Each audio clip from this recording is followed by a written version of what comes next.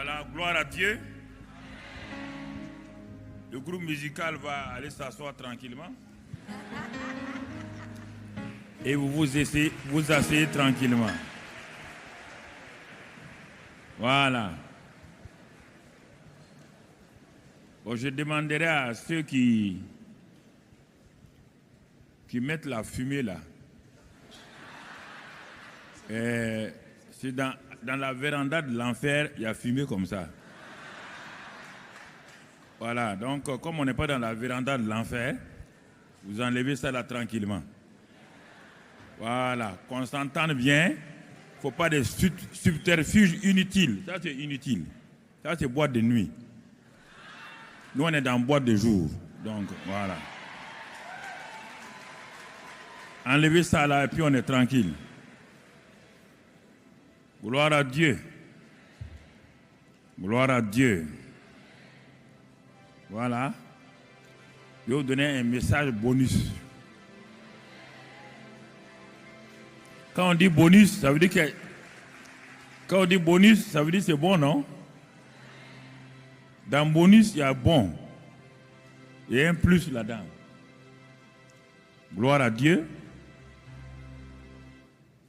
On dirait que votre climatiseur là, ne marche pas sur la chair aujourd'hui.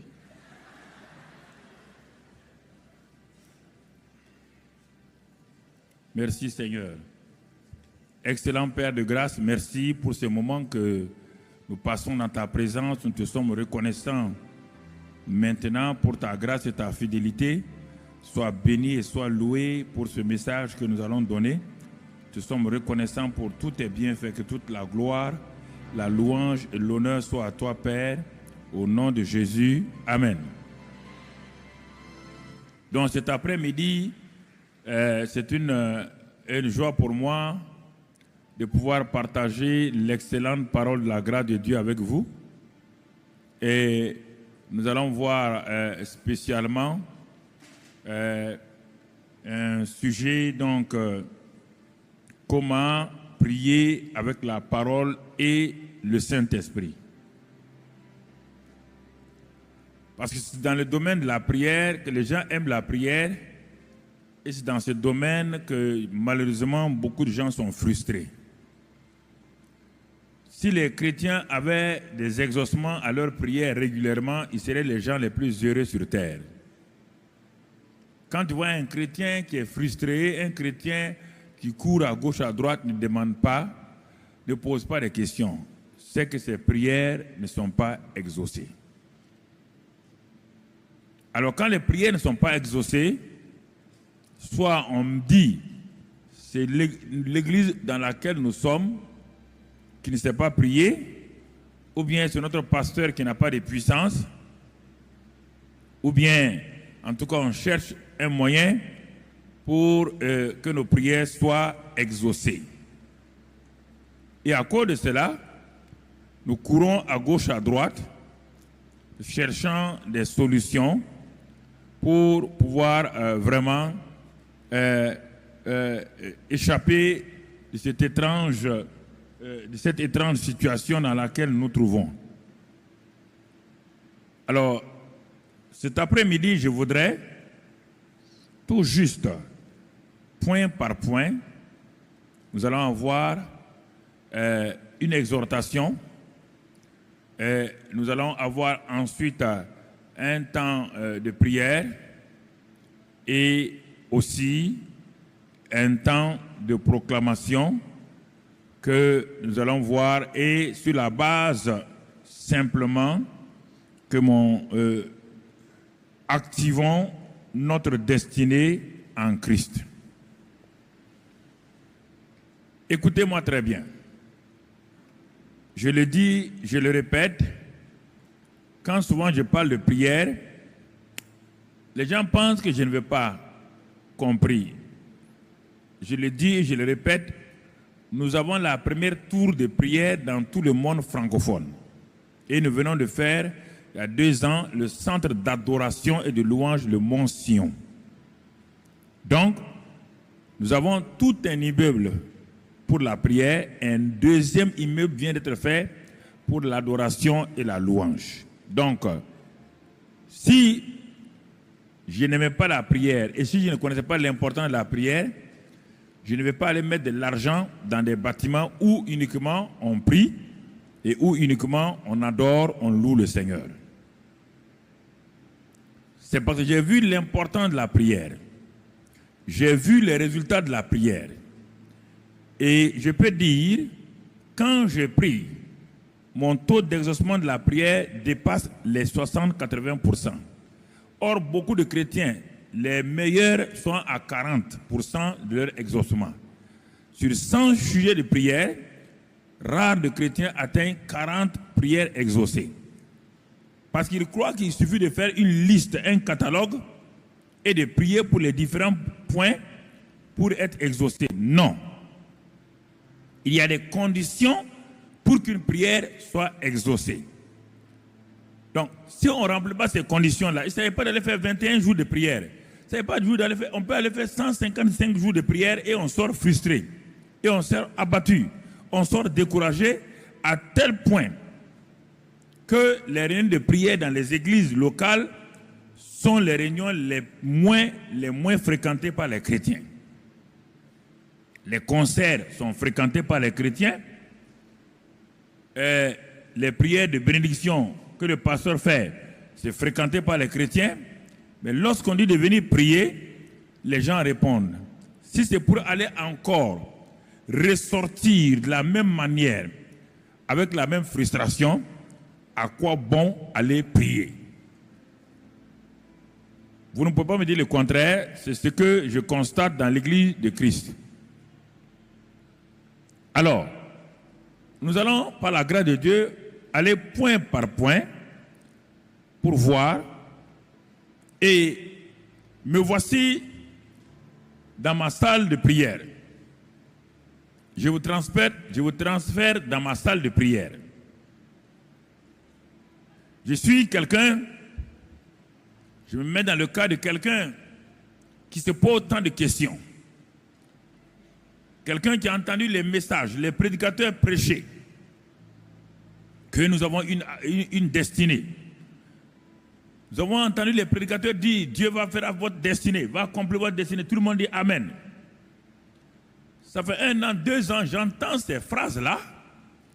Tout le monde me répète que Dieu a une destinée pour nous, que Dieu va nous élever, que Dieu va faire ceci ou cela.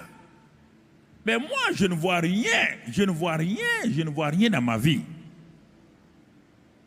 Ou à un moment donné, je me dis, ces gens-là sont des menteurs, ou c'est ma vie qui ne va pas du tout.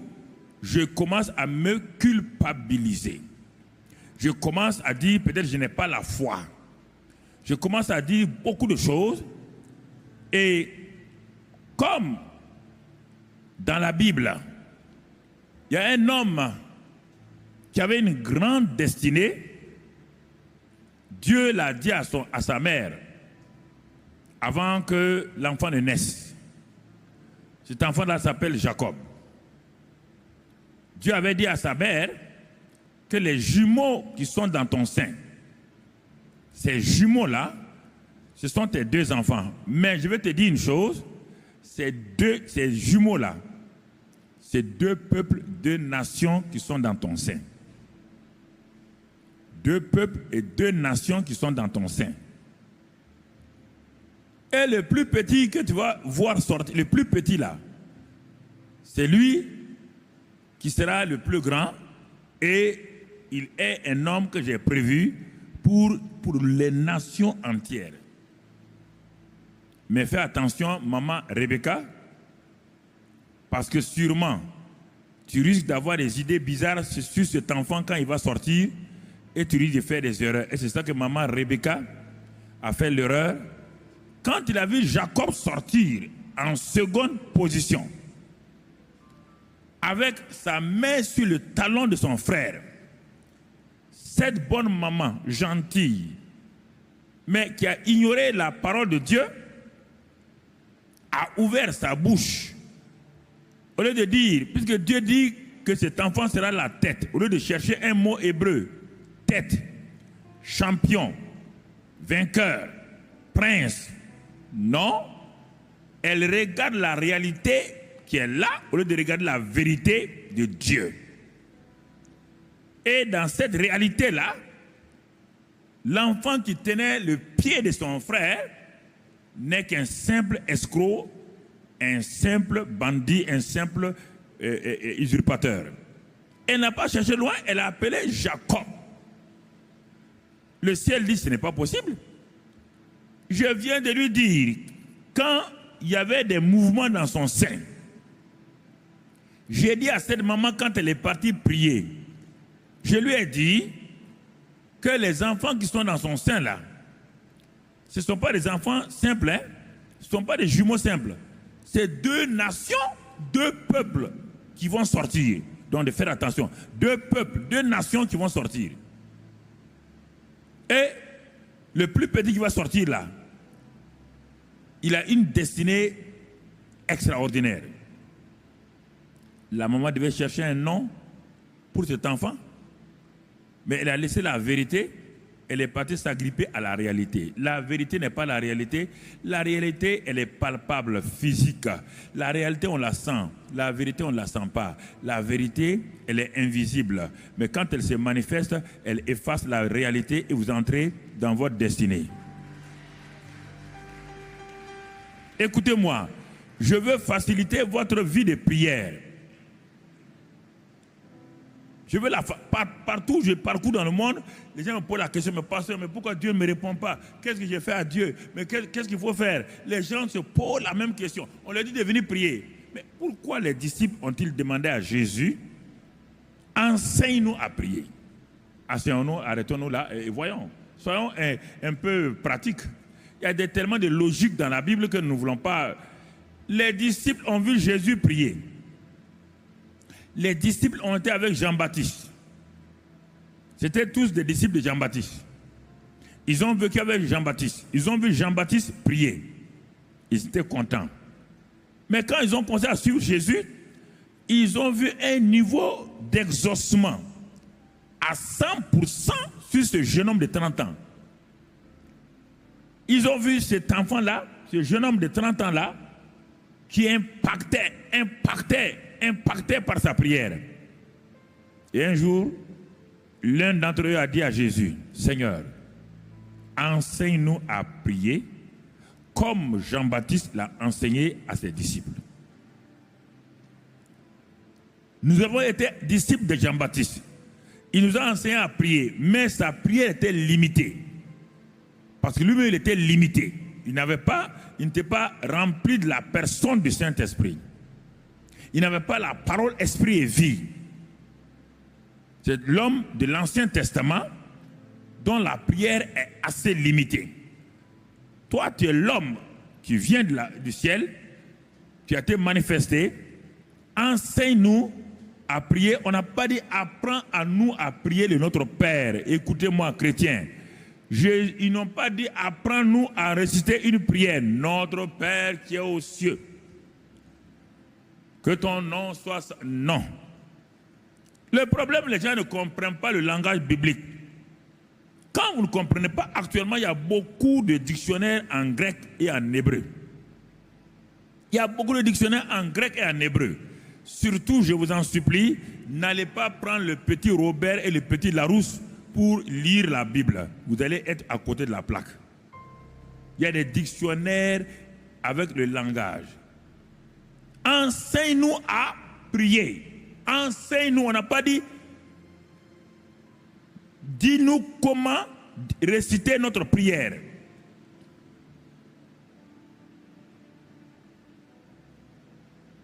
Et c'est ainsi que Jésus a commencé avec la prière d'importunité. Tout de suite, il a commencé la prière d'importunité. Un premier enseignement. Un homme qui avait un ami. Son ami est venu, deuxième ami est venu en pleine nuit. Il était fatigué, il n'avait pas à manger. Et Jésus a enseigné comment la prière d'importunité. Et puis il a enseigné le B.A.B.A., l'école primaire de la prière. Demandez, vous recevrez. Le lycée, cherchez, vous trouverez. L'université, frappez, l'on vous ouvrira. Ah, tout de suite, il a enseigné, lisez dans Luc. Mais plus tard, il va plus loin. il va prendre la prière persévérante de la veuve. Jésus est en train de les enseigner pratiquement qu'est-ce qu'est la prière. Ce n'est pas des mots, ce n'est pas des mots, ce n'est pas des agitations, ce n'est pas courir à gauche, à droite. Non, non, non, non, non, non, non, non, non. Non. La veuve a été exaucée. La prière peut être comme quelque chose, comme la veuve, le juge a dit à la veuve, elle va me casser la tête. Jésus dit, si l'homme qui avait des pains, il s'est levé pour donner, il s'est levé à cause de son importunité. Donc dans la prière, il y a des aspects d'importunité, il y a des aspects de persévérance. Et vous regardez tout le temps. Après il dit, Élie, vous connaissez Élie, non? Il est un homme qui a prié. Pourquoi il a prié? Il a prié combien de fois? 7 fois. Donc aussi, il y a plusieurs aspects de la prière. La prière, ce n'est pas d'aller s'enfermer 21 jours avec des sujets. Bam, bam, bam, bam, bam, bam, bam, bam. Non, non, non. Ça, c'est simplement des récitations que vous faites. Puisque quand les gens sortent, ils n'ont pas d'exaucement. J'ai dit, la prière n'est pas prière tant qu'il n'y a pas un exaucement. Ce n'est pas une prière, c'est une récitation. Toutes les religions prient. Il n'y a pas une religion qui ne prie pas. Mais les autres religions ne demandent pas un exaucement. Ils demandent à toutes les autres religions. Ils demandent pas ils prient pour calmer leur conscience. Ils prient un Dieu lointain. Il n'y a que le christianisme qui prie un Dieu qui écoute et qui exauce. Tu es un Dieu qui écoute la prière. C'est pourquoi tous les hommes viendront à toi. Donc vous comprenez? Ce sont des choses très très importantes que vous devez discerner. Quand vous discernez cela, votre vie va commencer à aller de l'avant, vous allez progresser et vous allez voir la grâce de Dieu se manifester. Alors, quand on regarde toutes ces choses-là, quand on regarde l'Ancien Testament, comme je viens de le dire, et ensuite les disciples qui ont demandé à Jésus, enseigne-nous à prier, et quand on regarde tout cela, et on revient à Jacob, maintenant que cet enfant est né, et que sa maman a prononcé une parole négative sur sa vie, qu'est-ce qui va se passer? Les paroles de la maman ont suivi l'enfant pendant plus de 20 ans. Dès qu'on l'appelle Jacob, quand il répond, ça veut dire escroc. Dès qu'on l'appelle Jacob, c'est-à-dire on le dit, nous on dit Jacob, c'est-à-dire dans le langage on dit usurpateur. Quand il dit oui, son identité est en train d'être formée en usurpateur. Tout ce à quoi tu réponds, c'est ça que tu deviens. Écoutez-moi très bien. C'est pourquoi un autre jeune homme qui s'appelle Jabet, sa mère lui a donné ce nom mauvais, méchant. Quand son père l'appelait Jabet, quand il disait oui, son identité se formait autour de ça jusqu'à ce qu'il se révolte et qu'il fasse une prière extraordinaire. Regardez la prière de Jabet. Elle est courte, mais elle est précise. Regardez comment Dieu l'a exaucé, Dieu l'a sorti de cette situation. La prière, ce n'est pas, frère, ce n'est pas des efforts qu'on fait. C'est une relation entre un homme de la terre et le Dieu du ciel à travers le Saint-Esprit. Si tu n'es pas sûr que le Saint-Esprit transmet ta prière au siège, mon frère, ça veut dire que ta prière n'a pas dépassé ton plafond. Et si ta prière n'a pas dépassé ton plafond, sois sûr que tu seras un homme, une femme, donc frustré, qui sortira de ce temps de prière-là avec la frustration. Avec la frustration. Et dans nos églises, on convoque les gens pour la prière, c'est bien. On ne demande pas de convoquer. On demande d'enseigner la prière. Il faut d'abord enseigner la prière. Et ensuite, les gens vont prier. Ce n'est pas en priant que les gens vont apprendre à prier. Pas vous ne savez pas, vous le savez ou bien vous le savez vous-même. La première fois, si je vous pose la question, quand vous êtes entré dans une église, la première fois que vous avez entré dans une église, vous êtes assis entre deux personnes. et le pasteur s'est levé et dit, bon, on va prier. Dites-moi, est-ce que vous étiez à l'aise? Étiez-vous à l'aise? Honnêtement, étiez-vous à l'aise? Pourquoi? Tu viens du monde, tu ne sais pas comment on prie. Tu es converti, tu viens t'asseoir parmi des gens qui semblent être des initiés de la prière. Et un pasteur vient, il dit, bon, levez-vous, on va prier. Toi, tu es là, tu es un nouveau converti, tu ne sais pas comment on prie. On dit de prier. Bon, la première chose que tu vas faire, c'est d'écouter ton voisin. Tu écoutes le voisin, il n'a jamais appris à prier. Il est comme toi, mais simplement il est en avance sur toi, mais comme un mauvais prieur. Bon, tu entends cette pauvre femme-là, tu dis oui, alléluia, papa. Ah bon, c'est comme ça qu'on prie. Et tu écoutes le voisin de gauche. Lui, il dit, Seigneur, aie pitié de nous. Aie pitié de nous. Donc, quand tu sors là-bas, la prière c'est quoi? Aie pitié de nous. Aie pitié de nous. Aie pitié de nous. Aie pitié de nous. Bah, c'est le problème.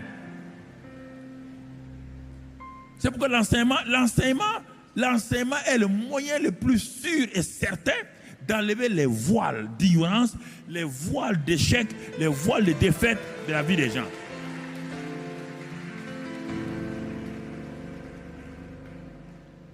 Je comprends parce que ce soit en France, que ce soit partout où je suis allé, les gens viennent me demander toujours, mais pourquoi nos prières ne sont pas exaucées? Et je suis obligé de prendre du temps, et c'est pourquoi chaque année, je vais prendre 3 mois pour enseigner sur la prière. J'enseigne par thème. Vous entendez? J'enseigne par thème. Vous ne pouvez pas dire aux gens d'avoir la foi sans dire qu'est-ce que la foi, d'où vient la foi. Quels sont les genres de foi? Il y a la foi qui vient de la parole, Romains 10, 17. Il y a l'autre foi qui est un simple don du Saint-Esprit qui le manifeste comme il veut à chacun.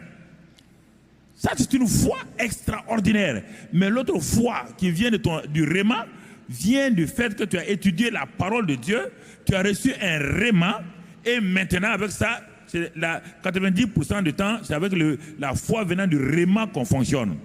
Mais les 10% là, c'est la foi surnaturelle. De 1 Corinthiens 12. Quand elle est là, tu fais des choses, toi-même tu es fou, tu fais ça, et tu vois, tu sais que c'est ça.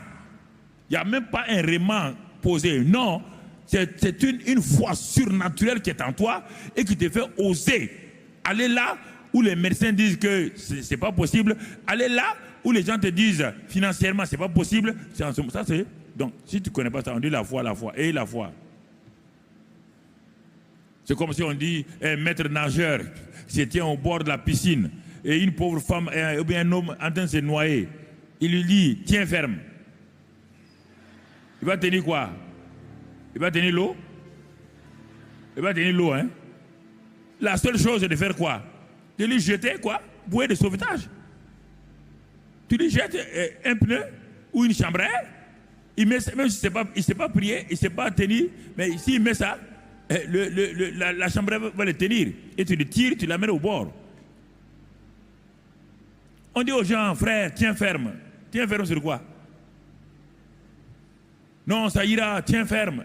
Il va tenir sur quoi? Le monsieur est déjà à terre. Il va tenir sur quoi? C'est pourquoi il est important d'enseigner d'abord, pratiquement, avant d'aller là-bas. Donc, ainsi, Jacob a souffert. Et un jour, c'est Isaïe qui nous montre.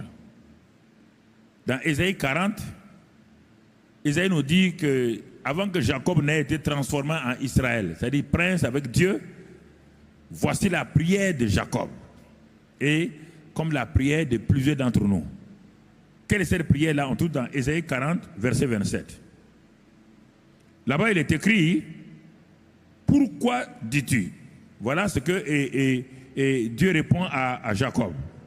Pourquoi dis-tu Jacob? Pourquoi dis-tu Israël? Vous voyez bien, Dieu parle à Jacob et il parle à la même personne qui s'appelle Israël. Il dit, tu dis, ma destinée est cachée devant l'Éternel, mon droit passe inaperçu devant mon Dieu. Ma destinée est cachée et mon droit passe inaperçu devant mon Dieu. Il dit, mais pourquoi tu dis cela? Regardez bien, vous qui êtes devant moi là, c'est la même question que vous avez posée tant de fois à Dieu. Je ne comprends pas ma vie, Seigneur. C'est la même question. Pourquoi cela m'arrive? Jacob disait ça. Ma mère m'a dit que tu as dit que je suis ça, je suis là, mais je ne comprends pas. Mais pourquoi ça ne va pas? Plein de gens sont en train de crier, de verser des larmes régulièrement. Pourquoi Dieu? Ma vie est-elle ainsi? Pourquoi on dirait que tu t'acharnes contre moi? Et c'est ça qui a amené les gens à penser que Dieu est un briseur de vie. Dieu m'a brisé. Dieu t'a brisé, tu es encore là. Si moi-même je te brise, je ne veux pas rester ici.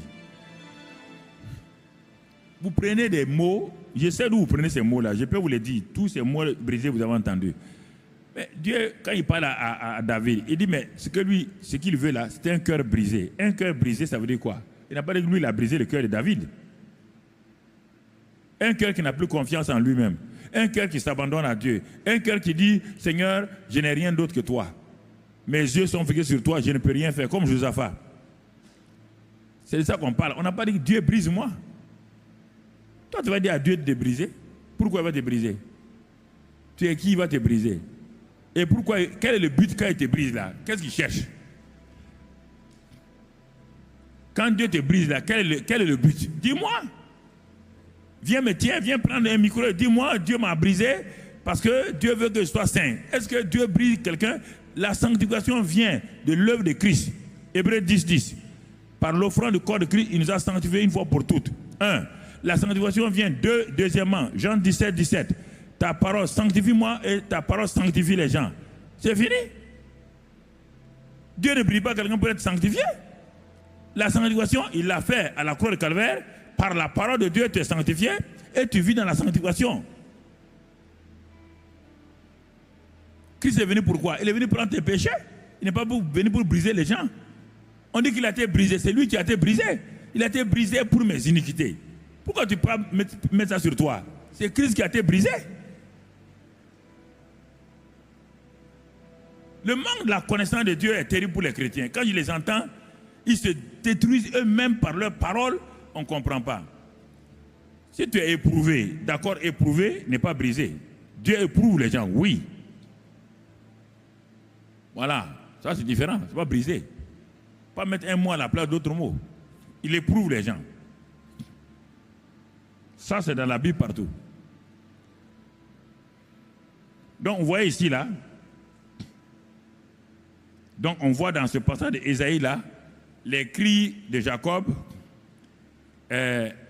Où est ma destinée?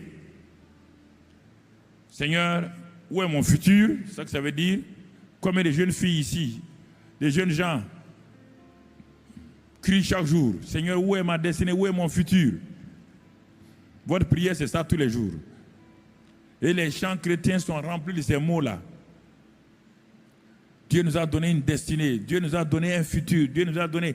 Les chants sont remplis, mais quand on regarde, on ne voit pas de réalité, on ne voit pas d'exaucement. Donc les gens se contentent tout le temps des chants qu'ils chantent pour se satisfaire, pour s'apaiser, apaiser leur cœur.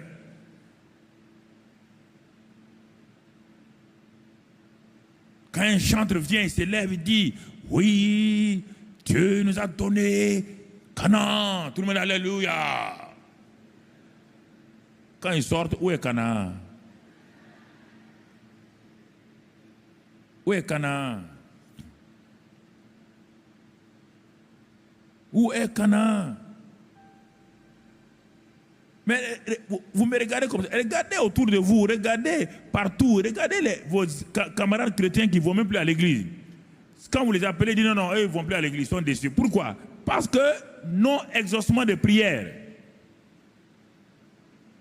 Et quand il vous regarde vous-même qui voulez témoigner là, il voit que vous n'avez pas une vie d'exaucement de prière. J'ai dit, mais si toi-même tu n'as pas d'exaucement, on connaît ta vie, tu veux nous amener pour te suivre là-bas? Donc, c'est pourquoi, frères et sœurs, j'ai voulu m'arrêter parce que les 2 ou 3 messages que j'ai donnés, ça suffit largement pour le thème, mais j'ai voulu m'arrêter cet après-midi-là pour qu'on partage concernant les cris, Seigneur, où est ma destinée, où est mon futur, maintenant, comment à travers la parole et la connexion du Saint-Esprit, je peux avancer personnellement, moi-même, sans que je sois dirigé par un pasteur ou pas. C'est pourquoi je suis venu ici cet après-midi, simplement avec le guide pratique de prière, pour te montrer. Et simplement, le tome 1, tu vas voir, c'est avec ça que je vais te conduire dans ton temps de prière maintenant. Simplement, je me mets à la place d'un chrétien. J'ai tout fait, je suis allé à gauche, j'ai fait des prières longues, j'ai fait des jeûnes, mais je suis frustré, ça ne va pas. J'ai recommencé des jeûnes longs, des jeûnes moyens, des jeûnes courts, toutes sortes de jeûnes, ça ne va pas. Rien ne change dans ma vie. Maintenant, on m'a dit que c'est les démons. J'ai pratiqué la démonologie, ça ne va pas. J'ai pratiqué la satanologie, ça ne va pas. Tout. Maintenant, je suis découragé. Dieu me dit, mon fils, moi, je n'ai pas bougé. Tu n'as pas vu dans Hébreux 4, verset 16, que je suis assis sur le trône de la grâce. Approchez-vous de ce trône-là de Dieu.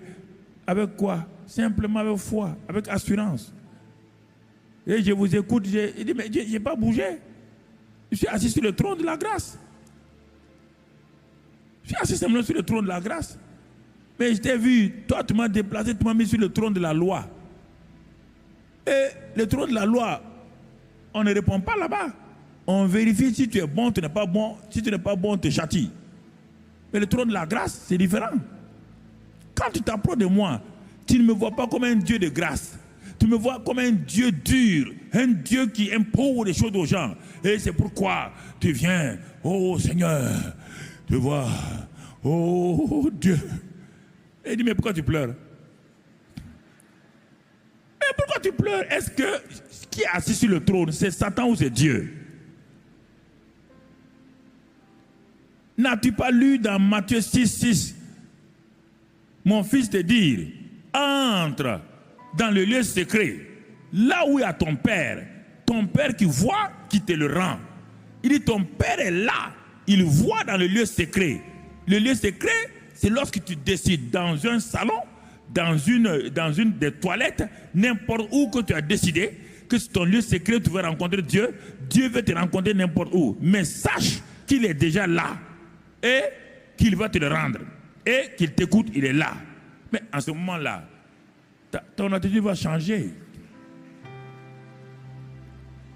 Pourquoi vous criez sur Dieu? Je vous pose la question. La prière que vous faites là, Jésus apparaît ici tout de suite là. Il y a quelqu'un qui va s'arrêter comme ça, dire comme ça. Je vous pose la question. Vous avez le courage de dire à Jésus maintenant, oh, Seigneur, on va prier, alléluia. Oh, vous avez, même un ange apparaît ici. Tu vas faire ça? Il faut apprendre selon la Bible. Comment on prie selon la Bible. Ne suivez pas les gens pour suivre. Qui que ce soit. Je ne veux pas même que quelqu'un me suive. C'est important. Des choses qui ne fonctionnent pas. Regardons simplement. Je suis dans ma chambre, ou bien je suis un travailleur. Bon, il y a un break entre 13h, on nous dit bon, entre 13h et 14h. Au lieu que les gens, j'aille manger avec mes camarades, je cherche une petite salle là, j'ai mon livret de guide de prière, je me cache là-bas et je passe 30 minutes dans un temps de prière.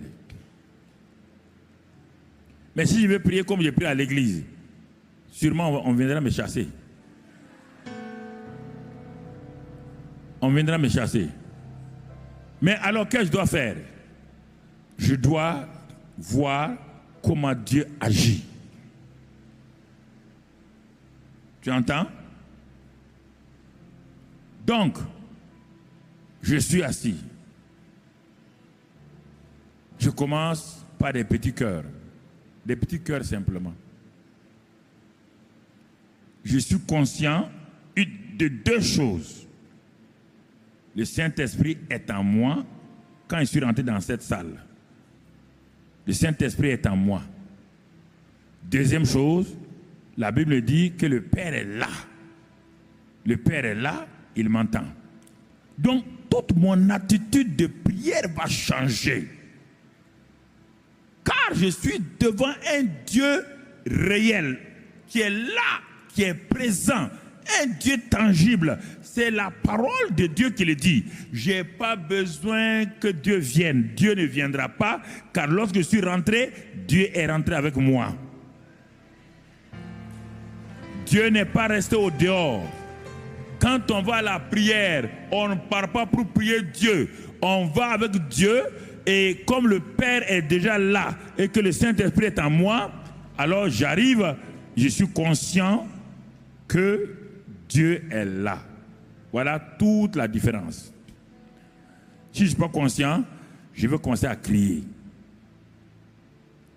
Si je suis conscient, soit je suis à genoux, ou je suis sur ma face, ou je suis assis, si j'ai mal au genou. Parce que si tu as mal au genou, tu te mets à genoux, tes genoux vont te prier et tu vas comprendre ta douleur. Tu vas te lever en 10 minutes. Il faut être à l'aise avec le Père. Comme ton enfant est à l'aise avec toi. Quand ton enfant s'approche de toi pour te prier, l'enfant saute sur tes pieds, tes jambes, l'enfant vient mettre sa tête sur tes pieds, l'enfant vient s'arrêter, il t'embrasse et tout. L'enfant parle comme cela. Quand on part prier Dieu, on va dans une attitude d'enfant. On ne va pas dans une attitude arrogante. On ne va pas pour montrer à Dieu que j'ai jeûné. Je suis au 5e jour. Dieu ne jeûne pas. Il ne déjeûne pas. Dieu, mon frère, ma soeur, ton jeûne n'inquiète pas Dieu. Ça n'influence pas Dieu. Dieu est Dieu avant ton jeûne. Il reste Dieu à part ton jeûne. Il reste Dieu après ton jeûne. Il ne change pas. Il n'y a aucune ombre de variation en lui. Aucune ombre de variation. Dieu ne change pas. On dit le Père est là. Matthieu 6:6. Le Saint-Esprit est en toi et tu vas dans la présence du Père. Le Saint-Esprit est en toi. Il dit qu'il est assis sur le trône de la grâce. Hébreux 4:16. Il dit approchons-nous avec un cœur sincère, avec assurance. La seule chose, qu'il n'y ait pas une mauvaise conscience en moi. C'est ça que le Père ne veut pas. S'il y a une mauvaise conscience en moi, j'ai beau prier 3 heures, je sortirai sans aucun exaucement. Parce que la Bible dit, si ton propre cœur te condamne, qu'est-ce que Dieu va faire? Si ton propre cœur te condamne, ton propre cœur va empêcher ta foi de s'exercer. Même si Dieu veut te donner quelque chose, tu ne l'auras pas. Donc c'est ça. Apprenons à prier par la parole et le Saint-Esprit. Et aujourd'hui, je suis un chrétien, j'ai entendu les pasteurs prêcher votre destinée. Vous avez une destinée, vous avez tant. Dieu fait de grandes choses, Dieu a fait tant. D'accord.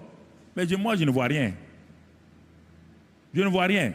Ou je vais traiter le pasteur de menteur, ou à la fin, je vais croire que c'est moi qui ne vaux rien. Et les deux positions, résultat, pas d'exaucement. Alors, je m'assois. Peut-être j'ai quelques chants, des petits chœurs que je connais. Je les enlève de la 3e personne et je les mets à je parle à Dieu. Parce que le problème, quelqu'un rentre dans une salle, je prends quelques cantiques, il veut les chanter. Il a l'habitude de chanter à l'église. Il est assis sur son trône élevé. Et il va dans la salle où il prie là, il dit, il est assis. Dieu dit, il parle à qui? Qui il là? Non. Tu rends le cantique personnel. Tu dis, tu es assis sur ton trône élevé. C'est ça. Tu le rends personnel. C'est entre toi, il est là, il est présent. Rends-le personnel.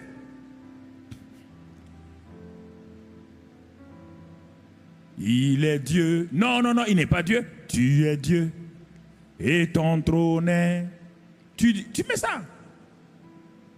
Toi-même, tu appliques tes propres mots. Nous avons l'habitude de chanter. Par exemple, où nous chantons Dieu m'a tout donné. Hey, ouais, ça, on est ensemble, on chante ça. Hein? Mais tu es là dans la présence du Père. Tu dis, oh Père, tu m'as tout donné. Tu m'as tout donné. Car tu es fidèle. Oh Père, tu m'as tout donné. Tu m'as tout donné. Car tu es fidèle. Jésus, tu m'as tout donné. Tu m'as tout donné. Car tu es fidèle. Jésus, tu m'as tout donné. Tu m'as tout donné. Car tu es fidèle. Commence à le louer. C'est entre toi et lui.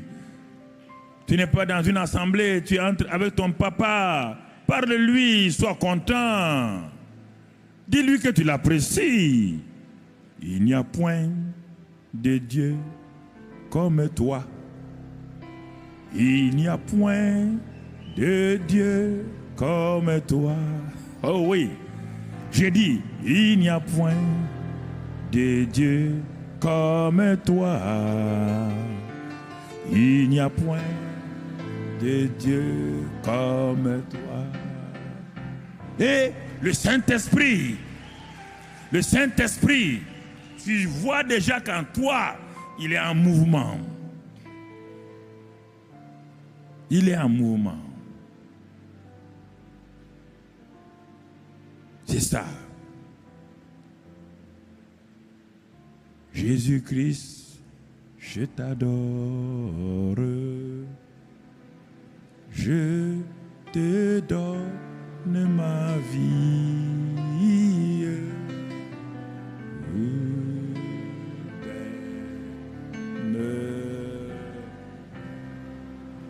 Saint-Esprit, je t'adore. Je te donne ma vie. Je t'aime. Oh. Dieu le Père, Dieu le Père, je t'adore. Je te donne ma vie. Je t'aime tant. Alléluia, alléluia, alléluia, alléluia, alléluia, alléluia.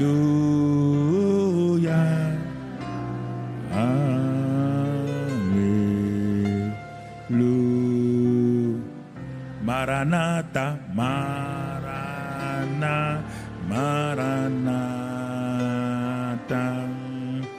Maranatha, Maranatha, Maranatha, Maranatha,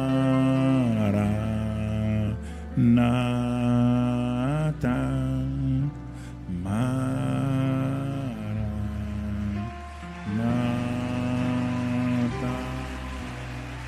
La présence du Saint-Esprit, le glorieux Saint-Esprit Quand on élève Jésus.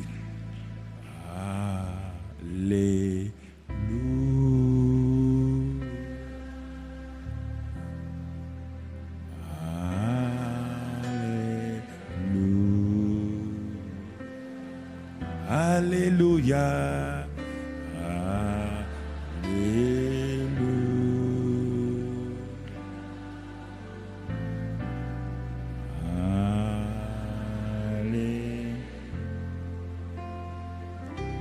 Jésus présent, Jésus présent, Jésus présent, Jésus présent, Jésus présent.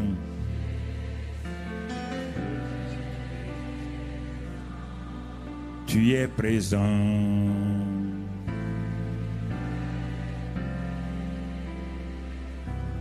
Tu es ici, tu es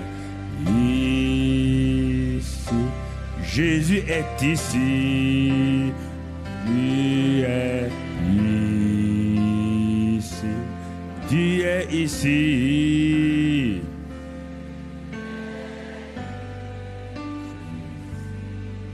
Tu es ici.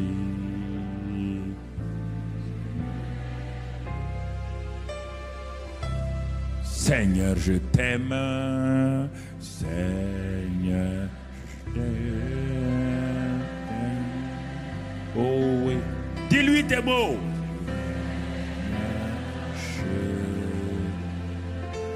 Je t'adore.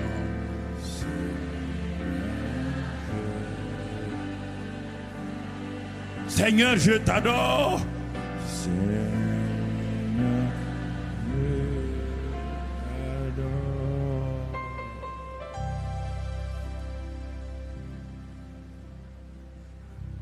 Indoro andabras kondaraida, iroko andoro kibaba bas kondoro yamba barenda.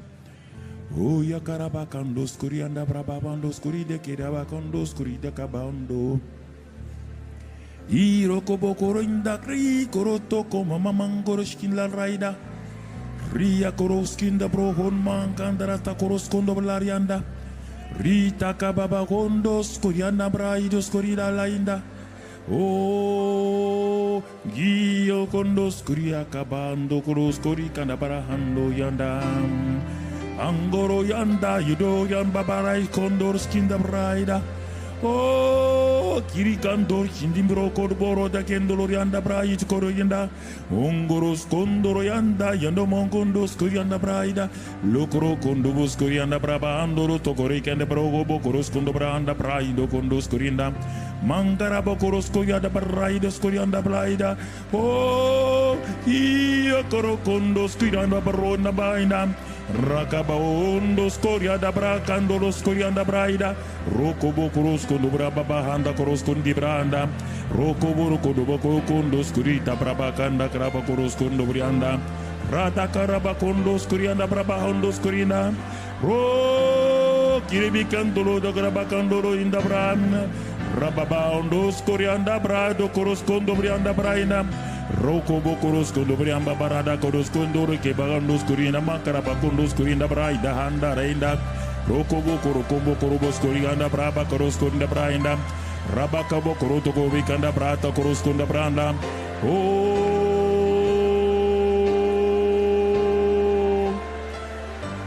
glorieux Saint-Esprit, glorieux Saint-Esprit, glorieux Saint-Esprit, glorieux Saint-Esprit, glorieux Saint-Esprit, glorieux Saint-Esprit, glorieux, glorieux, glorieux, glorieux Saint-Esprit. Oh rababababababa shokarabekendolo yanda braida. Oh rabababa ando koroskindo branda brata koroskondo branda. Roko bokondo koroko evekere bokondo lotto koriganda braida. Monkoro bokondo skorikende brabakando lo koriganda brabakondo skorikende brahondo brianda braida. Roto kobriganda brabakondo skorinda brabando rianda.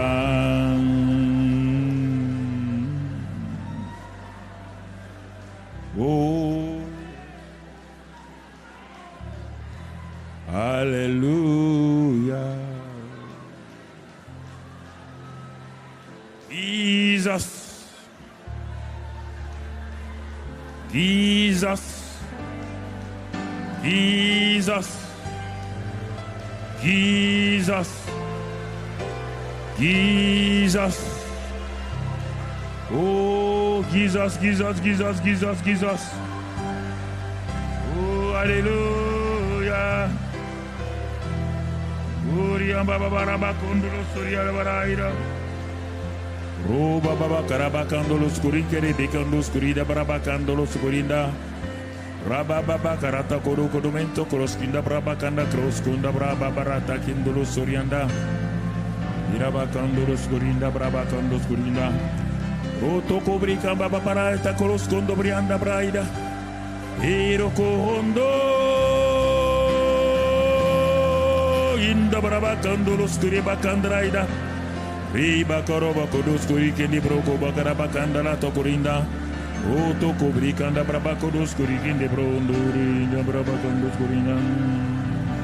Oto Kobri Rabakandos Kuri.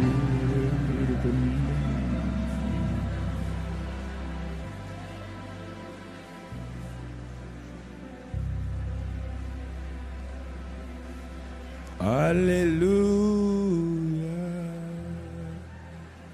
Amour, le Père est amour. Amour, le Fils est amour. Amour, l'Esprit Saint est amour.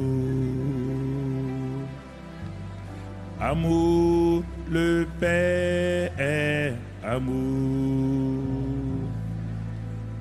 Amour, le Fils est amour. Amour, le Saint est amour. Présent, le Père est présent. Présent, le Fils est présent. Présent, l'Esprit Saint est présent. Glorieux, glorieux, le Père est glorieux. Glorieux, le Fils est glorieux. Glorieux, l'Esprit Saint est glorieux. Vivant. Vivant, le Père est vivant. Vivant, le Fils est vivant. Vivant, l'Esprit Saint est vivant.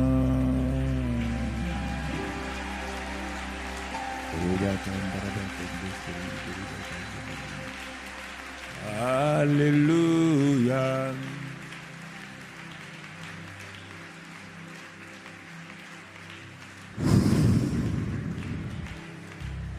La présence du Saint-Esprit commence à remplir ma chambre de prière. Toutes ces choses, ces frustrations que j'ai amenées dans cette salle de prière sont en train de partir. L'atmosphère est en train de changer. Mes pensées négatives sont en train de partir. Oh, je commence à réaliser que le Père est réel, que son amour est réel. Alors, j'ai une assurance, je vais avancer dans ma prière. Assoyons-nous quelques minutes. Je suis dans ma salle de prière. J'ai mon livre guide pratique de prière. Je suis à la page où on est dit activons notre destinée en Christ. C'est ça mon problème. J'ai entendu, on active. Tout le monde parle de destinée. Moi, je ne vois pas de destinée. Je ne fais que tourner en rond, tourner en rond, tourner en rond. On me parle de destinée. Mais pourquoi? Parce qu'on dit activer. La destinée est là, on dit de l'activer. Ah. Seigneur, qu'est-ce que tu nous dis? Oh Dieu, je te remercie. Car la Bible dit dans Éphésiens 1, 3 à 6, nous connaissons ce passage-là, Éphésiens 1, 3, que nous avons été bénis de toute bénédiction dans les lieux célestes en Christ. Ah, je suis un homme béni, je suis une femme bénie. Pourquoi? Parce que Romains 8, 17 me dit que nous sommes héritiers et co-héritiers avec Christ. Nous sommes déjà. Je n'ai pas besoin de chercher à être héritier. Si nous sommes enfants de Dieu, si nous sommes nés de nouveau, Dieu dit clairement, nous sommes héritiers et co-héritiers. Alors, écoutez-moi. Je suis en train de prier. Ah, Seigneur, oh, ta Bible dit que je suis co-héritier. Mais Dieu me dit, c'est très bien mon fils. Tu es co-héritier, héritier. Il t'a donné que tu es déjà béni de toute bénédiction. Mais l'héritage existe. Comme tout père, il a écrit son testament, l'héritage existe. Il a déjà donné à chaque enfant, il a donné soit une maison ici, une villa là, tout est déjà là. Chaque enfant a sa part. Mais pour les hommes, pour que l'héritage soit transféré, il faut la mort du père, du testateur. Mais notre testateur est déjà mort et ressuscité. Donc, nous devons savoir maintenant comment activer et entrer dans ce que Dieu a donné. Du côté de Dieu, on appelle ça les desseins de Dieu. Du côté des hommes, on appelle ça la destinée. Il y a deux mots différents, complémentaires. Si vous ne comprenez pas, c'est un problème. Du côté de Dieu, on ne dit pas destinée, on dit les desseins de Dieu. Mais quand c'est du côté de l'homme, c'est la destinée de l'homme. Dieu n'a pas de destinée. Dieu a des desseins qui s'accomplissent en destinée pour l'homme. Donc, vous comprenez? Dieu vient de me montrer ses desseins sous forme de destinée. Je suis héritier, co-héritier, je suis béni de toute bénédiction. Parce que je suis un enfant de Dieu. Mais alors pourquoi, papa, je suis héritier, mais pourquoi malgré tout ça là, je suis obligé de mentir pour être béni, d'aller tromper les gens? Pourquoi? Mais Dieu dit, c'est pas ma faute. Ce n'est pas ma faute. Tu as été enseigné? Mais enseigné sur quoi? On nous a dit que bonne destinée, d'accord. Mais on t'a enseigné comment prendre possession. Il dit, mais tu n'as pas vu dans la Bible, non? Quand j'ai dit à Abraham, j'ai dit à Abraham, je t'ai donné une destinée, mais pas ici, là. Je t'ai destiné là où tu dois aller. Ta destinée n'est pas ici. C'est là-bas où, le lieu où tu vas arriver là, c'est là-bas ta destinée. Si Abraham était resté prier, jeûner, il va entrer là-dedans? Je vous pose la question, répondez-moi. Hein? Vous aimez jeûner, prière là, quand je disais, vous croyez que je suis contre vous. Si Abraham était resté là où il était, prier, jeûner, ça va s'accomplir? Première chose, qu'est-ce qu'il a fait? Il a dit que dans Genèse 12 que Abraham partit comme l'Éternel le lui avait dit. Il est parti comme l'Éternel le lui avait dit. Dieu dit à Josué, autre élément, il dit à Josué, regarde la terre promise. Et je vous parle parce qu'il faut bien m'écouter. Même les pasteurs n'entrent pas dans leur destinée de ministère. Les pasteurs, beaucoup de pasteurs sont à la limite de leur... Écoutez, beaucoup de pasteurs sont devant le Jourdain. Ils ne sont pas encore dans la terre promise.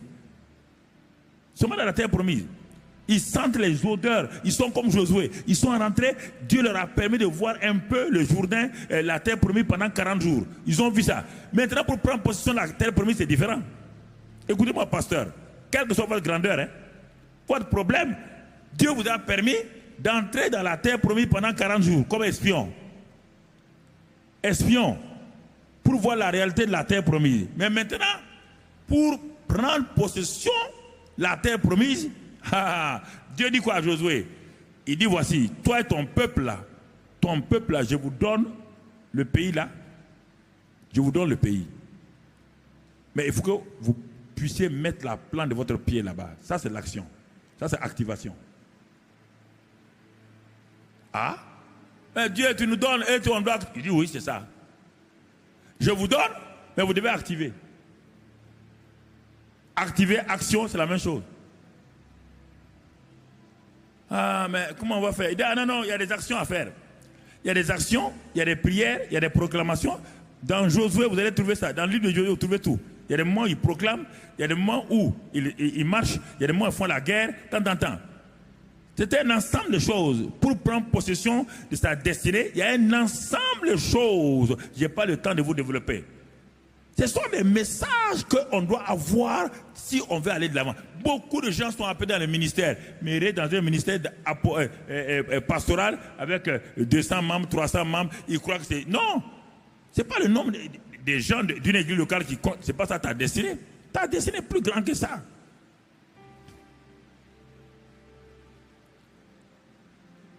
La destinée d'un homme. Regarde Jacob, on a commencé par Jacob. C'est pourquoi Jacob criait, où est ma destinée? Si c'est ça là, rouler mon oncle là-bas, le rouler, il me roule, on se roule. Si c'est ça ma destinée, ce n'est pas la peine. Dieu, c'est ça là, tu m'as créé pour ça? Avoir quelques petites percées à gauche, à droite là, quand les gens parlent de percées, c'est quelle percée? Le type il parle de chef de service à directeur de service, ça c'est pas percée. Quand on parle d'une percée, c'est plus que ça.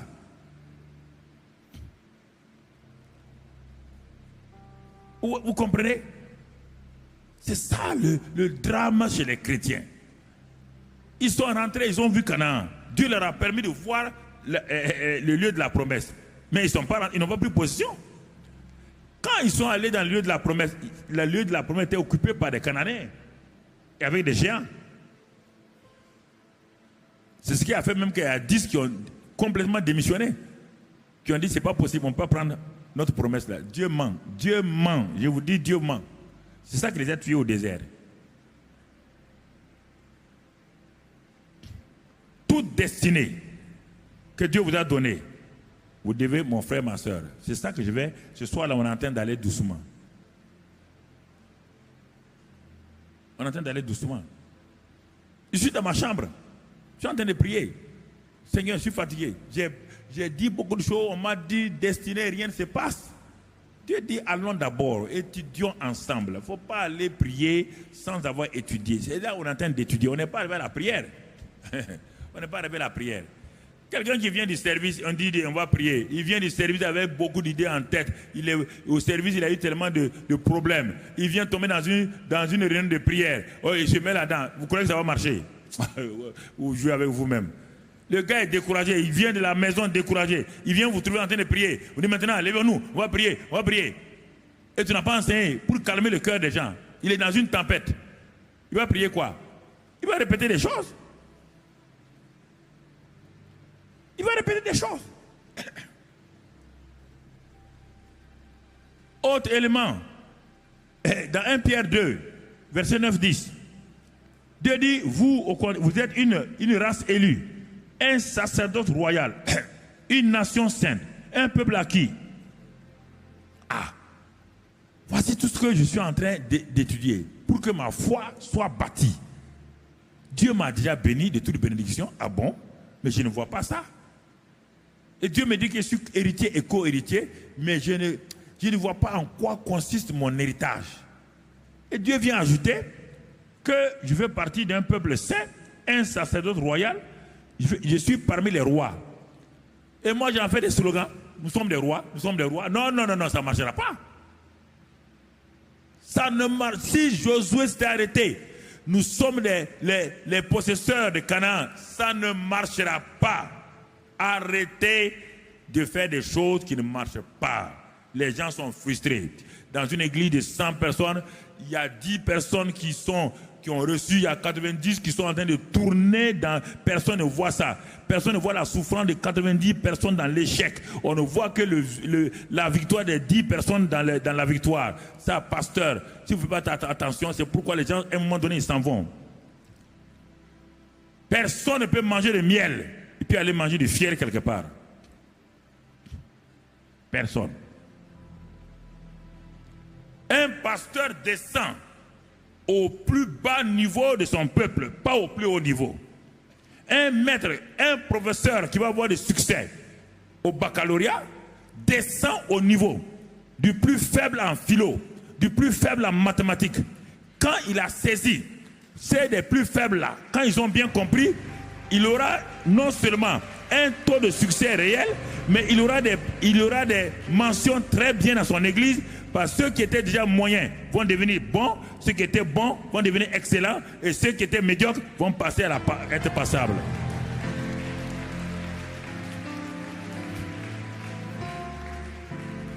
C'est ça la pédagogie, la communication spirituelle. La communication de prendre des choses que vous avez pour donner. La communication, c'est pas ce qu'on fait dans les écoles de communication.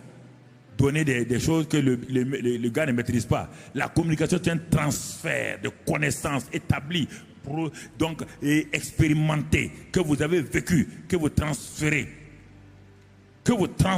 à l'autre. Et quand vous transférez, vous lui dites comment le how, comment faire. C'est important que nous comprenions ces choses-là. C'est pourquoi dans les églises, les pasteurs sont dans la dépression. Ils sont en train de lutter. Si tu vois un pasteur, il est en train de gêner. Beaucoup, je sais qu'il est dans la lutte. Un pasteur qui gêne beaucoup, il est dans la lutte. Ouais, faut pas me contredire. Je suis en avance sur toi. J'ai fait ça et je vois des gens faire ça. On ne vit pas de jeûne et prière. Jeûne et prière, ce sont des exceptions. Si tu crois, je vais te prendre tous les gens de l'Ancien Testament jusqu'au Nouveau Testament. Quand il devait démarrer, Jésus a jeûné. Quand Moïse devait démarrer, il a jeûné. Quand Élie devait démarrer, il a jeûné. Mais ils ne passaient pas leur temps à jeûner. Non. Parce qu'ils n'avaient pas le Saint-Esprit en eux. Nous avons le Saint-Esprit en nous. Sache entretenir le Saint-Esprit régulièrement. Entretiens-le. Entretiens-le simplement. S'il est content, pas besoin d'aller jeûner. Quand tu jeûnes là, ça veut dire que ta foi a baissé. Le jeûne, c'est toujours ça. C'est pas pour Dieu. Le jeûne n'influence pas Dieu. Écoutez-moi. Que vous soyez content ou pas. Pasteur Yves, même si tu n'es pas content, j'ai dit. Faut pas discuter avec moi. Hein? Et regarde bien, quand tu pars gêner, comment tu es découragé. Regarde bien, quand tu pars gêner là. Un homme qui est heureux. Tu as déjà vu un homme qui est heureux, qui mange bien et qui va gêner? La plupart des gens, quand ça va gêner, ça ne marche pas. C'est un vaincu qui s'en va gêner. Écoute, quand je jeûne, écoute-moi, ma relation avec Dieu n'est plus bonne. Le péché secret a commencé à troubler ma relation avec Dieu. Je mets du temps à part. Ce n'est pas pour faire corrompre Dieu. C'est pour arranger ma relation avec Dieu. Pour que les fleuves d'eau vive continuent à couler. Parce que si le robinet est fermé, le jeûne et la prière vont me permettre de déboucher le robinet.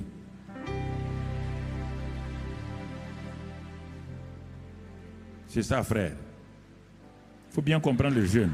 Attendez, le jeûne n'a pas commencé avec vous, ça ne va pas se terminer avec vous. Il y a plein de livres de jeûne comme ça dans le monde là. Il y en a tout.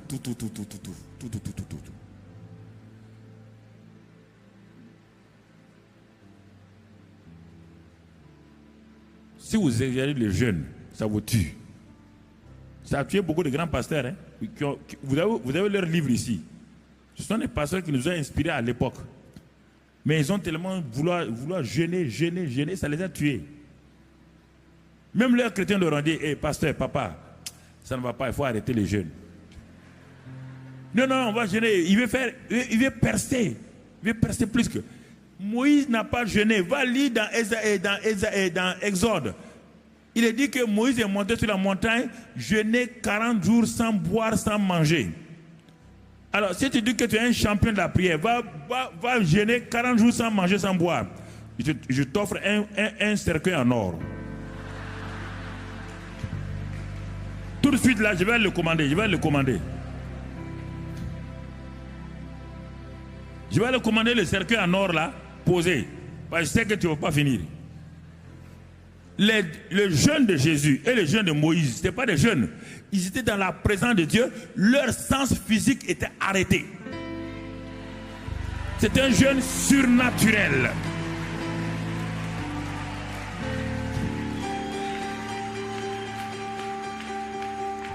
N'essayez pas de faire des performances.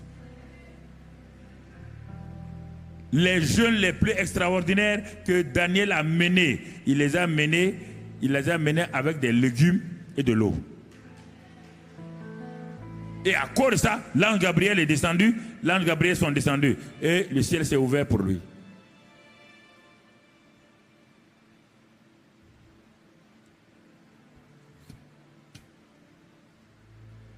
Je n'ai pas dit de jeûner, il faut bien savoir jeûner. Voilà. Ne jeûnez pas pour que Dieu vous donne quelque chose. Dieu vous a déjà tout donné. Il vous manque la foi. Il vous manque la foi. C'est ça que la vérité. La foi ne remplace pas le jeûne ne remplace pas la foi. On prend les choses par la foi, pas par le jeûne. Hein. Dieu vous a déjà béni en Christ. Il vous a béni en Christ. Sans que vous n'ayez rien fait, parce que vous avez cru en Jésus. Maintenant, par la foi, vous prenez possession. Si votre vie ne va pas, s'il y a des choses qui ne vont pas, allez jeûner et prier, c'est normal. Mais revenez maintenant, votre foi est restaurée, prenez possession de la chose. Prenez possession de la chose.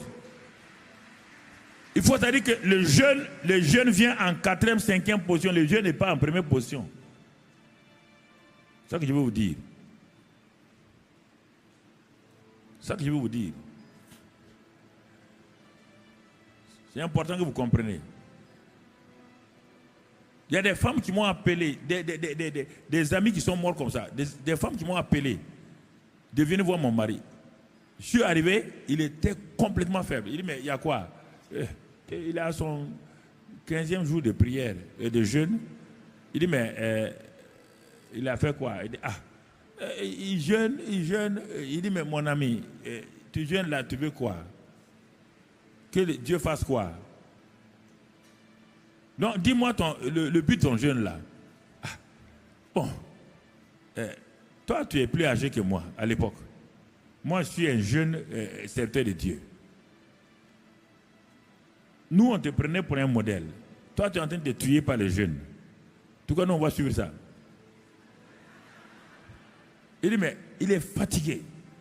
Il dit mais tu jeûnes là, dis-moi tu veux quoi? Il dit puissance. La puissance c'est pas dans les jeunes.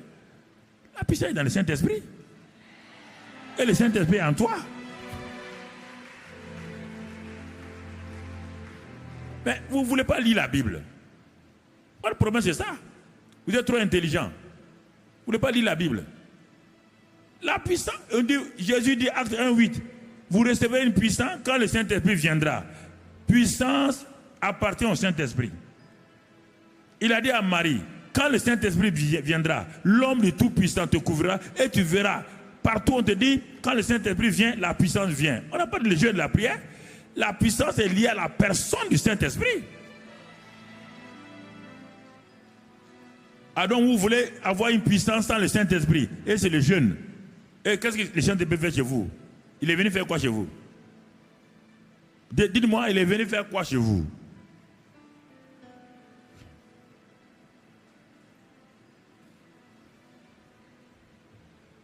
Il est venu faire quoi chez vous? Je ne comprends pas. De bons pasteurs, ils sont morts comme ça. Jeunes. Donc, vous allez dire que les jeunes les a tués? Vous allez dire que Dieu les a tués? Non, Dieu ne les a pas tués, c'est leur ignorance qui les a tués. Leur ignorance.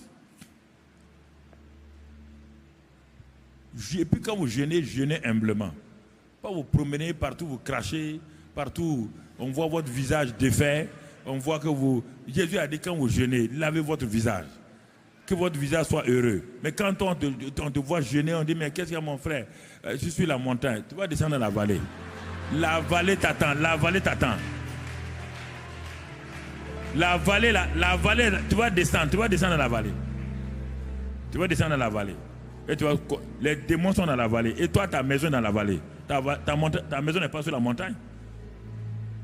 Ta maison est dans la vallée. C'est là-bas où les démons ils sont là-bas, ils t'attendent. Il faut comprendre la parole, il faut comprendre la vie chrétienne. La vie de l'esprit, ce n'est pas ce que les gens pensent. Et les gens ont modifié. Quand je regarde aujourd'hui la vie chrétienne, je suis étranger, quoi. Si le Saint-Esprit vient, il va demander, ça là c'est quoi? On dit, ah, c'est une église. Il dit, ah bon? Tu es sûr? C'est une église? De où? Oui. Il va aller jeter un coup d'œil. On parle du Saint-Esprit. Et le Saint-Esprit est arrêté à la porte.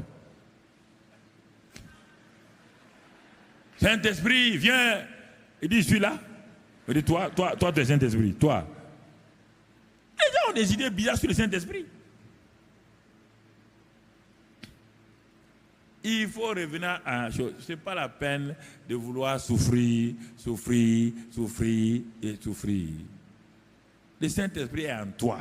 Il est venu en toi. Jésus l'a dit, il est venu pour accomplir ce que tu ne peux pas accomplir. Honore-le. Toi, tu mens devant lui, tu escroques devant lui. Tu veux qu'il t'aide comment? Tu n'as qu'à aller jeûner comme tu veux. Il est en toi. Il voit tout, il entend tout, il sait tout, absolument. Tous tes secrets, il les connaît. Toi, tu veux le flatter avec un jeûne. Est-ce qu'il mange? Est-ce qu'il boit? Sois honnête en toi-même. Sois fidèle en ton cœur. Sois fidèle, hein? Ok.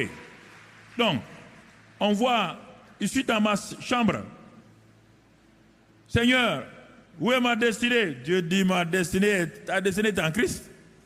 J'ai tout donné. Ta destinée est en Christ. Tu es un enfant de Dieu. Tu es un héritier. Et l'héritage est là. L'héritage est là. Il n'y a pas un héritage que Dieu va inventer pour vous aujourd'hui. Dieu ne fera rien, tout est fini, tout est accompli. Canaan était une réalité. Canaan, les maisons étaient construites. Canaan, les vignes étaient là.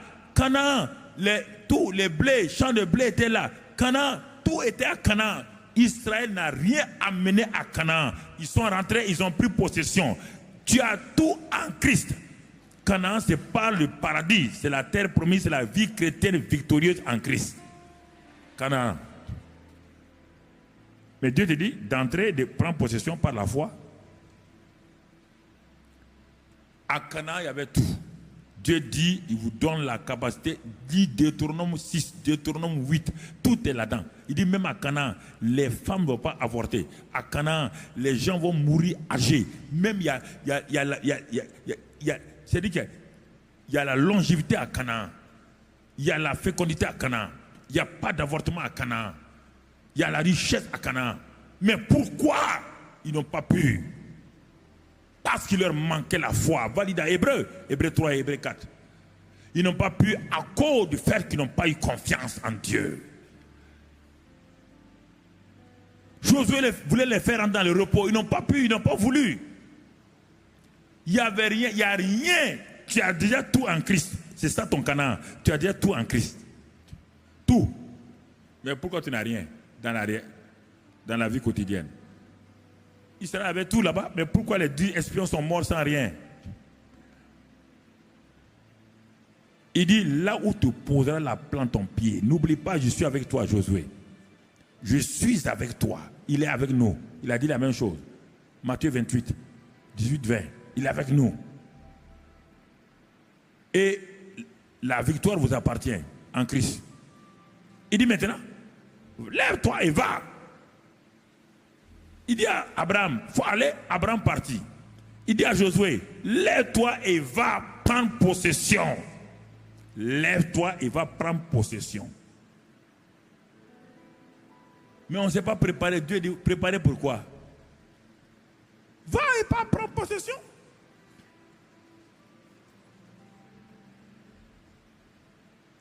Ils sont arrivés au Jourdain. Le Jourdain était le premier obstacle. Mais quand Dieu dit que quelque chose t'appartient, il a déjà tout préparé. Est-ce qu'ils ont pris des seaux pour vider le Jourdain? Non. Le même Dieu, sa présence à travers l'arche portée par les Kéatites. Il dit, quand les Lévites, les Kéatites, mettront les pieds dans l'eau, l'eau qui coule là, l'eau dangereuse là, s'ils osent par la foi mettre leurs pieds là-dedans, le Jourdain va s'ouvrir. Vous voulez aller prier devant votre Jourdain. Tu as vu quelqu'un prier devant son Jourdain? Tu as vu Moïse prier devant sa mer rouge? Qui vous a dit des mensonges comme ça, on va prier devant le Jourdain? Pourquoi vous voulez mettre la prière dans toutes les sauces? Mettez vos pieds avec la présence de Dieu. Lis dans Josué 6. Josué 3 d'abord, ensuite dans Josué 5. Et va lire là-bas. Allez-y, mettez vos pieds. On va aller prier. Non, Dieu dit mettez vos pieds. Mettez vos pieds. Si vous avez confiance en moi, mettez vos pieds. Si vous avez confiance, tout est en vous déjà, tout. Tout. Par Christ, tout est en vous. Tout est en vous. Ah, je suis en train de méditer. Dieu me dit, mais crois-tu cela? Il dit, crois-tu cela? Jésus est venu avec la résurrection pour Lazare. Il demande à Marie et Marthe, croyez-vous cela? Il dit, nous croyons qu'au jour de la résurrection. Jésus dit, non, vous ne croyez pas. Il n'y a pas de jour de la résurrection. C'est moi la résurrection. Si vous avez cru en moi là, vous allez croire que votre frère va ressusciter. Mais si vous attendez le jour de la résurrection, ça n'existe pas. C'est moi la résurrection. Je veux défier votre pensée, je veux défier votre mentalité, je veux défier ça. Votre mentalité rationaliste là, voltairien, c'est ça. La pensée de Voltaire, c'est ça. Et de Nietzsche, c'est ça qui vous crée des problèmes. Vous rationalisez tout, vous voulez tout mettre en intégral, vous voulez tout dériver, intégral. Ça ne marche pas. La parole de Dieu est la simplicité. Simplicité. Simplicité. Simplicité. Plus je suis simple, je vois des choses. Plus je vais rationaliser, Dieu disparaît.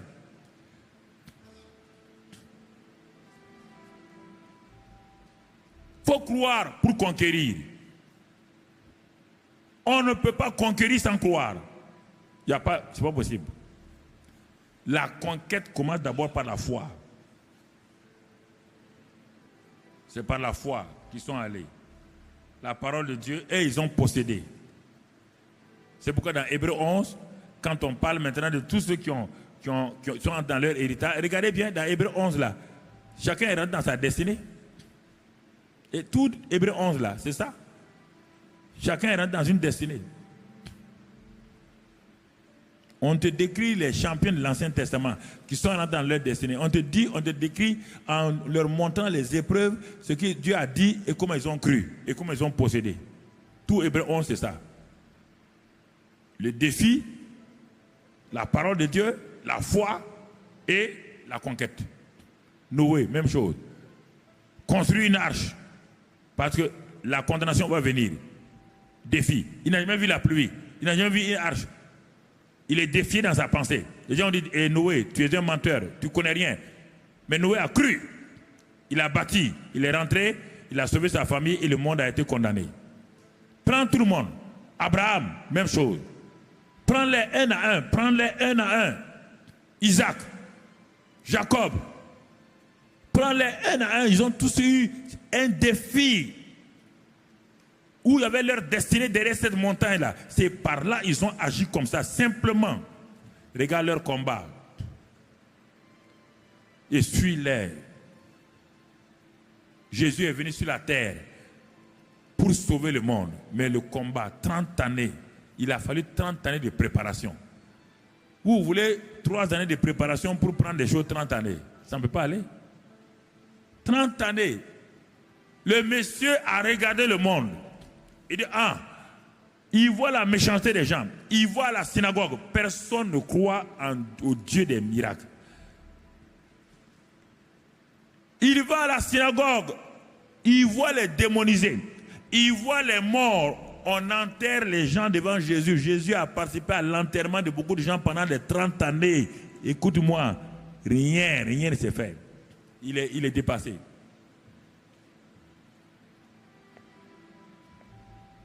Ça a failli l'affecter dans sa chair. Mais regarde-le descendre. Il descend dans le Jourdain comme fils de Marie et de Joseph. Quand le monsieur donne le dos à la maison de Marie et de Joseph, il est en train de descendre là. Tout le monde le connaît comme le fils de Marie et de Joseph. Il rentre dans le Jourdain comme un homme ordinaire, un homme normal. Quand il rentre dans le Jourdain, c'est ça, c'était ça son défi. Il faut qu'il rentre dans le Jourdain. Dans le Jourdain, qu'est-ce qui s'est passé? Parce que le baptême, c'est pour les pécheurs, c'est pour tout. Mais pourquoi Jésus est descendu dans le Jourdain? Jésus est descendu dans le Jourdain pour mourir à lui-même. Il est mort à sa filiation de Marie, à sa filiation naturelle. Il est mort à ça. Quand il est sorti de l'eau, tout de suite le ciel s'est ouvert. Quelque chose va se passer. La destinée de Jésus vient maintenant. Et le Père parle. Quand Jésus reçoit le Saint-Esprit, le Père dit, tu es mon fils. Il rentre dans le Jourdain comme fils de Marie, il sort du Jourdain comme fils de Dieu vivant. Et automatiquement les choses changent. C'est ça la destinée d'un homme. Il faut rencontrer le Saint-Esprit. Il faut rencontrer le Saint-Esprit. Jésus était saint, sans péché, mais il ne pouvait rien faire. Il allait aux enterrements. Il voyait les démoniaques. Regarde-le, il sort du Jourdain. Il s'en va 40 jours dans la présence du Père. Personne ne nous a dit ce qui s'est passé pendant les 40 jours. C'est le secret entre le Père et lui. C'est pourquoi un temps de jeûne, c'est toujours un secret entre celui qui jeûne et celui. On ne vient pas dire à tout le monde ce qu'on a dit dans un temps de jeûne. Tu comprends? Quand il sort, Satan vient en personne. Parce que Tom est devenu dangereux. Ah, Satan n'a pas attaqué Jean-Baptiste. Non. Il était trop faible. Satan n'a pas attaqué les souverains sacrificateurs Nicodème. Non. Il n'a pas attaqué Anne, Caïphe. Non. Quand il a vu ce monsieur sortir de l'eau, aller jeûner, Satan a dit aux démons, arrêtez-vous. Aux esprits méchants, arrêtez-vous. C'est maintenant moi, face à face. Mais Satan va apprendre à son dépens que lorsque quelqu'un est rempli du Saint-Esprit, obéit à Dieu, il ne peut jamais vaincre.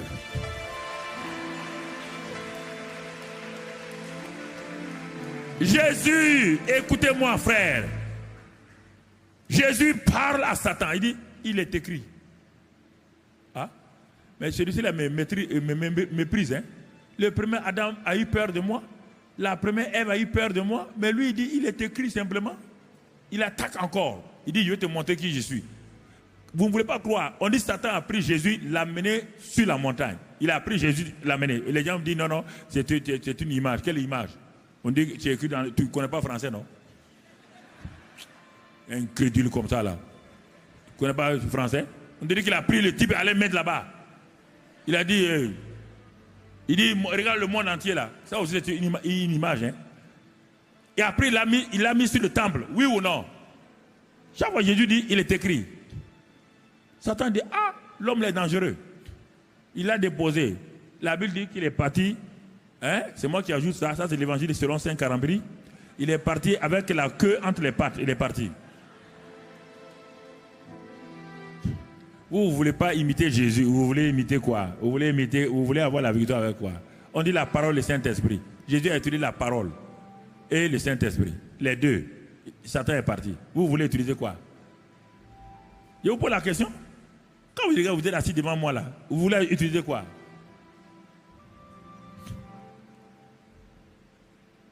Là, vous avez la Bible. Vous ne voulez pas la lire pour croire à cette Bible-là.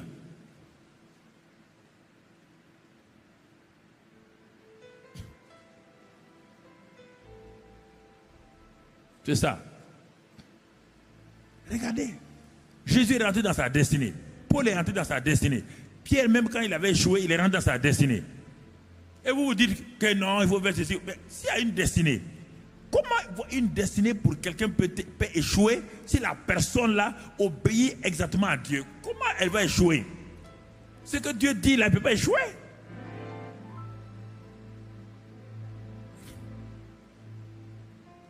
Si tu suis Dieu, tu dois croire pour posséder. Tu dois croire ça. Et c'est pourquoi la Bible dit que nous devons venir devant Dieu. Et il dit que si on vient devant Dieu, c'est-à-dire que ça c'est un langage imagé. Sinon on est déjà devant Dieu tous les jours. Il dit, mais le cantique dit, quand tu es dans la présence de Dieu, on dit, ce cantique dit, c'est lui qui met en Jésus une pleine confiance, jamais ne chancelle plus, compléter sa délivrance par la foi. Nous marcherons par la foi, nous triomphons par la foi, mon Rédempteur, toujours vainqueur. C'est lui qui met en Jésus sa pleine confiance. C'est lui qui il demeure dans sa parole. L'héritage est devant vous. Comme Josué et ses gens. La mer et le Jourdain s'est ouvert par la présence de l'arche. Jéricho est tombé, pas par leur cri. Il ne faut pas dire des mensonges comme ça. Jéricho n'est pas tombé par le cri des choses. Avant, quand il était devant Jéricho, Josué 6, mais Josué 5, les derniers versets, te montrent qui il a rencontré d'abord. Lis ça. Avant d'aller te préviser, lis Josué 6. Lis Josué, la fin de Josué 6. Il était devant le Jéricho. Il a dit, un homme est venu. Quand Josué l'a vu comme c'était un homme spirituel, il a reconnu que c'est quelqu'un de céleste. Et il lui dit, mais tu es de notre camp ou tu es du camp ennemi? Parce qu'il a vu que c'était un être céleste, mais il ne sait pas de quel camp il est, de quel bord il est. Et celui qui est là lui dit, je ne suis pas d'un camp de l'autre, je viens de l'autre côté, du ciel. Il dit, enlève tes chaussures, Josué. Ah, il a compris que celui qui a rencontré Moïse là, c'est la même personne. Rapidement, Josué a enlevé ses chaussures. C'est le glorieux Saint-Esprit qui est là devant lui.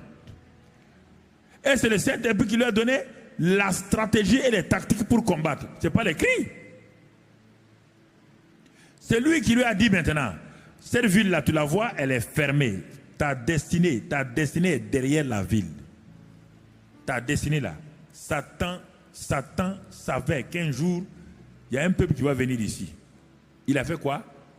Le Jourdain est une barrière naturelle. Mais Jéricho est une barrière bâtie par l'ennemi. Il y a des barrières naturelles. Il y a des barrières bâties par l'ennemi devant ta vie. Si tu ne comprends pas, tu vas combattre de la même manière et tu vas avoir des problèmes.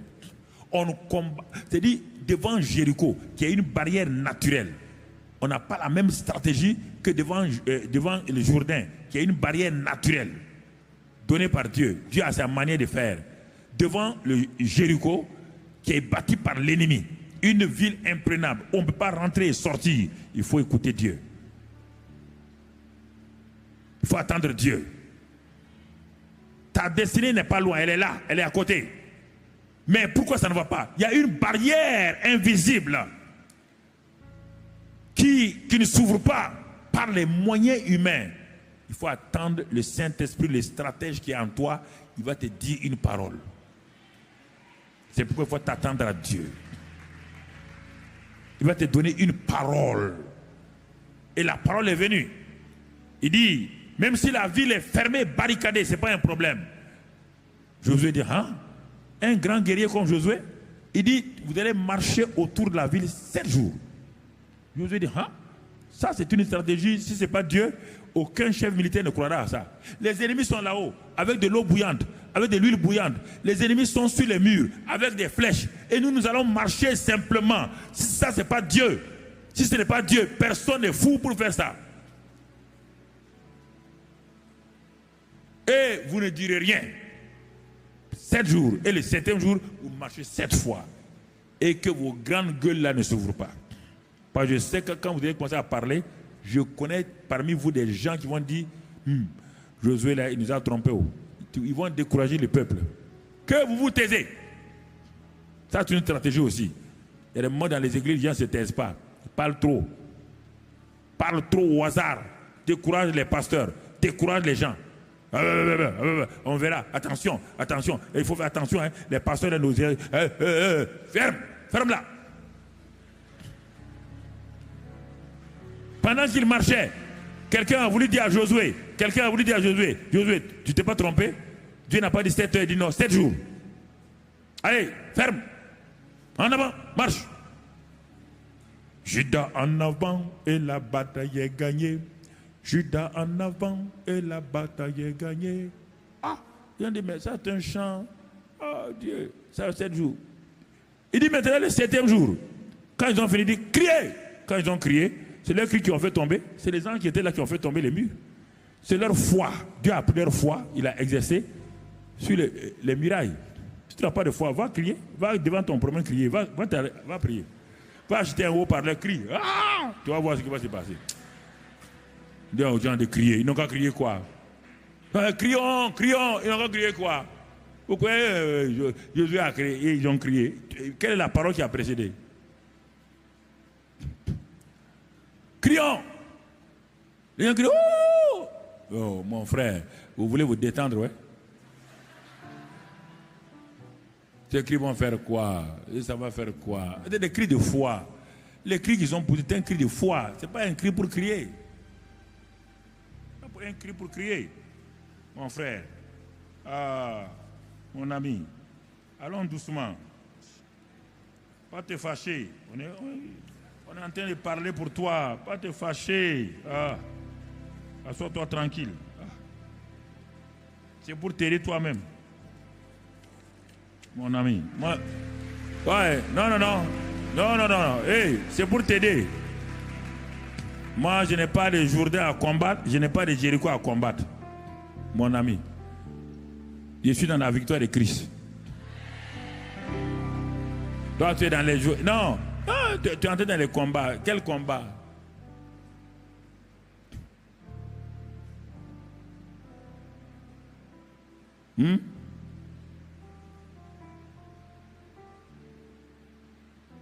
Notre force dans les combats, c'est qui?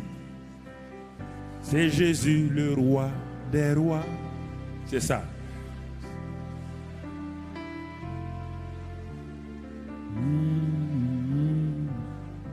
Notre force dans les combats, c'est qui?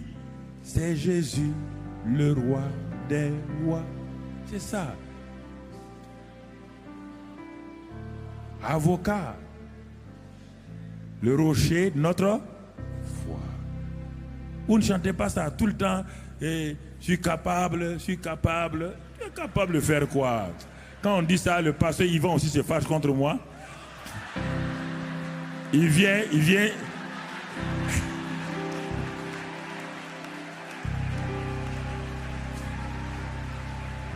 Que de ne pas décourager ses chantres.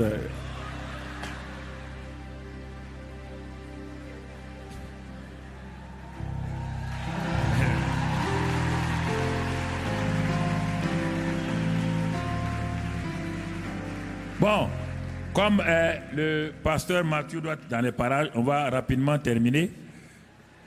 Non, il faut respecter les oreilles des gens. Donc, c'est... ok. Donc, merci Seigneur. Alors, nous allons simplement faire quelques prières et quelques proclamations. Si tu as déjà compris ça, maintenant, quand tu es arrivé à tout ça, ton cœur est affermi. Tu commences à prier maintenant. Tu commences à dire merci à Dieu. Tu dis, mais Seigneur. Donc, élevons notre voix pour dire merci à Dieu. Maintenant, tu peux poser ton bic tout. Élève ta voix pour dire merci à Dieu pour la destinée qu'il t'a donnée en Christ. Dis, Seigneur, je te remercie parce que jusqu'à présent, j'ai douté de ça. Mais Seigneur, je te remercie. Élève ta voix. Merci, Seigneur, parce que tu nous as donné une vraie destinée en Christ. Et nous croyons cela de tout notre cœur. C'est pourquoi ce soir, nous te disons merci pour cette grande destinée que nous avons en Christ. Tu nous as bénis de toute bénédiction. Tu nous as tout donné. Et c'est pourquoi nous te louons, te glorifions, Père, au nom de Christ Jésus. Dis merci au Père ce soir encore. Et dis-lui que l'ennemi n'a ne peut mettre devant toi aucun obstacle qui va t'empêcher d'entrer dans ta destinée. Que tu refuses que l'ennemi mette un obstacle devant toi pour dire merci au Père, parce que Dieu même a enlevé tous les obstacles et par sa grâce il te fait entrer dans ta destinée au nom de Christ Jésus. Élève ta voix devant le Seigneur. Élève ta voix. Élève ta voix, mon frère. Élève ta voix. Dieu te donne de te répandre à droite et à gauche. Dieu enlève les limites de ta destinée. Dieu enlève les obstacles, les frontières. Dieu te fait entrer dans cette destinée au nom de Christ Jésus. Rends grâce à Dieu, rends grâce à Dieu, rends grâce à Dieu. Bénis le Seigneur pour sa grâce.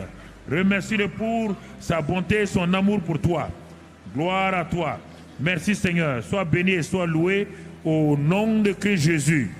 Alors dis avec moi toujours et prie pour que demande au Saint-Esprit d'être le garant de cette destinée-là, d'être le garant et le protecteur de cette destinée au nom de Christ Jésus. Demande cela au Saint-Esprit, d'être le garant de la destinée au nom de Christ Jésus, le protecteur de la destinée. Il va le faire, il va garder cette destinée que Dieu t'a donnée, il va garantir, il va protéger au nom de Christ Jésus. Alléluia. Merci Seigneur. Demande, dis au Saint-Esprit encore de te couvrir afin que l'ennemi ne vienne pas voler ta destinée ou mettre un voile sur ta destinée, de te mettre sous l'ombre de sa puissance. Le Saint-Esprit le fera ce soir au nom de Christ Jésus. Il le fera ce soir au nom de Christ Jésus. Il le fera ce soir au nom de Christ Jésus. Ta destinée t'appartient. Ta destinée t'appartient. Merci Seigneur. Gloire à Dieu. Alléluia. Dis avec moi, Saint-Esprit, apprends-moi à marcher désormais comme Dieu le veut et à marcher par l'Esprit, non par la chair. Merci Saint-Esprit de ce que tu ouvres mes yeux aux choses invisibles. Ma destinée est invisible.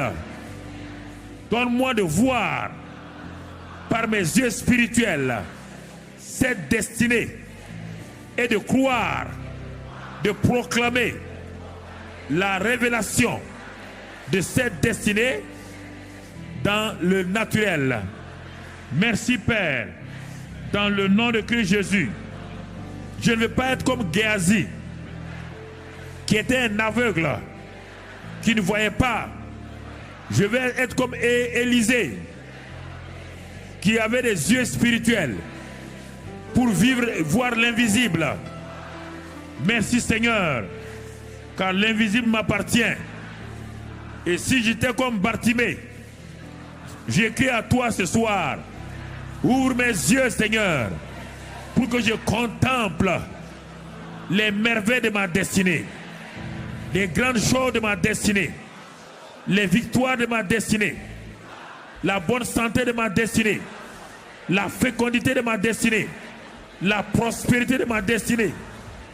Seigneur, je ne veux plus vivre dans la défaite, ni dans les murmures, car mon Canaan, qui est Christ, est plus réel que le Canaan de Josué. J'ai tout pleinement en ce Christ-là. Je te remercie ce soir, parce que j'ai reçu une vision qui vient de toi, Père. Merci, Seigneur, dans le nom de Christ Jésus. Seigneur, donne-moi de pouvoir conduire les membres de ma famille dans cette terre promise, qui est la vie chrétienne victorieuse. Tu as promis toi-même que lorsque quelqu'un croit, il est sauvé lui et sa famille. Il y a des membres de ma famille qui ne te connaissent pas encore. Mais Seigneur, c'est un héritage. C'est une parole. Ils m'appartiennent. Je les réclame. J'ai dit à Satan ce soir, tu lâches prise sur mes parents, sur mes frères et sœurs, sur mon conjoint, ma conjointe. Ce soir, je brise ton pouvoir au nom de Christ Jésus. Et j'appelle mes parents, mes amis, mes conjoints à venir, à se tourner sous la conviction du Saint-Esprit vers Jésus et d'être sauvés. Seigneur, je plaide les mérites du sang de Jésus. Je les aspects du sang de Christ Jésus.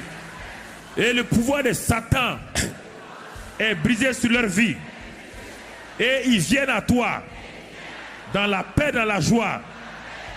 Merci Seigneur pour toute maladie dans mon corps, toute infirmité, toute anomalie dans ma vie. La promesse et l'héritage, c'est la guérison et la bonne santé. Dans le Canaan naturel, il y avait la fécondité, il y avait la guérison, il y avait la bonne santé, il n'y avait pas d'avortement. Je refuse que dans mon Canaan spirituel, qui est Christ, l'œuvre achevée de Christ, je refuse de vivre dans la maladie, dans l'infirmité, dans l'avortement, dans la stérilité. Je refuse. Ce soir, je brise tous les liens sataniques, les liens de malédiction. Je me libère. J'entre maintenant dans la guérison, dans la bonne santé, dans la fécondité. Seigneur, dans le mariage. Seigneur, ce soir, c'est mon soir. Je prends possession de mon héritage. Merci Seigneur. Sois béni, sois loué. Merci ce soir. Je repousse l'esprit de doute, l'esprit de découragement, l'esprit d'incrédulité qui m'assaille chaque jour. Je le repousse maintenant dans le nom de Christ Jésus. Maintenant, Père, le Saint-Esprit, par la parole de Dieu, met en moi la paix, la foi. C'est à cause de cela. Tous les esprits méchants qui m'oppressent, qui sont autour de moi, qui m'empêchent d'avancer, dans le nom de Christ Jésus, le pouvoir a changé de main. Le pouvoir est dans ma main maintenant. Parce qu'au nom de Christ Jésus, je marche sur les serpents, sur les scorpions et sur toute la puissance de l'ennemi. Rien ne peut me nuire. Le pouvoir a changé de main. La profondeur appelle la profondeur. Je suis en domination maintenant. J'étais le dominé. Maintenant je suis le dominateur. Par la parole et le Saint-Esprit, je domine maintenant. J'exerce mon autorité, ma domination. C'est pourquoi, Seigneur, je lis tout esprit de pauvreté. Esprit de pauvreté. Toi qui as volé ma bénédiction. Toi qui as volé ma richesse. Toi qui as volé ma prospérité. Je dis non ce soir. Ce soir, je dis non. Je commande. Esprit de pauvreté. Tu lâches ma vie financière. Tu lâches ma vie professionnelle. Tu lâches ma vie familiale. Arrière de moi. Oh Saint-Esprit. Que les cieux qui sont ouverts déversent sur moi maintenant. Bénédiction sur bénédiction. Prospérité. Victoire. Maintenant, tout travail que tu as préparé, j'entre dans ce travail-là. L'élévation m'accompagne. La justification m'accompagne. Tout problème en justice, je le repousse maintenant.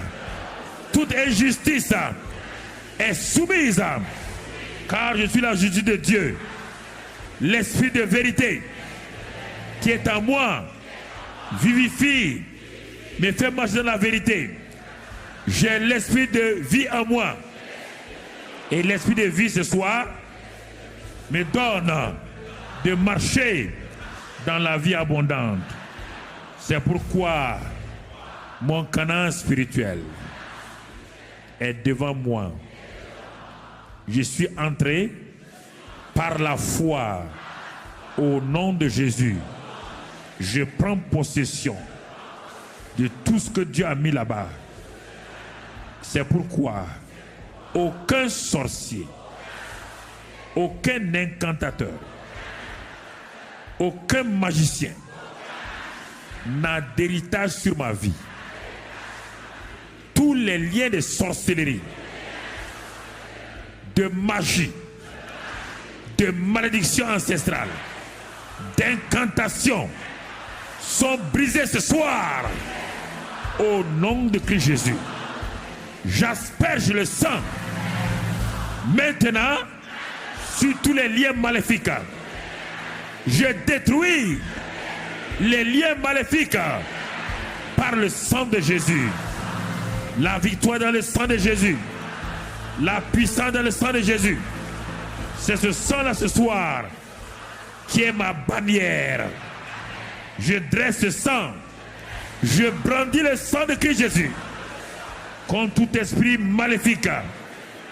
Ce soir, je suis totalement libéré.